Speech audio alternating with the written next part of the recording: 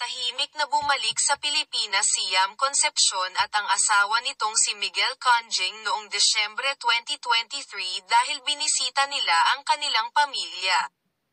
Ang pagdalaw ni Yam at Miguel sa Pilipinas ang unang pagkakataong umuwi sila sa sariling bayan matapos ang civil wedding nila na ginanap sa New York noong Hulyo 24, 2021. Bukod sa sabik na makita ang kanilang pamilya, masaya ang pagbabalik bansa ng mag-asawa dahil kasama sa biyahe mula sa New York ang pet dog nilang si Tiny, na US resident na rin.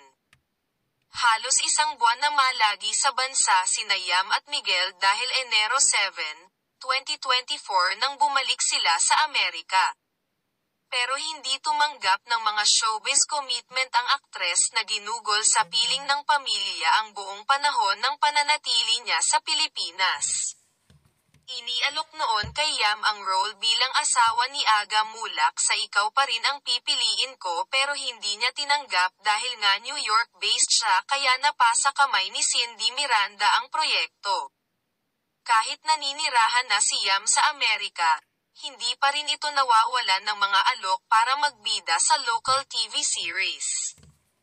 Nothing's definite yet, sagot ng isang malapit kay Yam na nakakaalam sa mga drama series na alok sa kanya. Pero nagpakita umano ang aktres ng interes sa isang teleseryeng kukunan ang mga eksena sa Europe at tatampukan ng dalawang artista na parehong letrang J ang umpisa ng mga pangalan.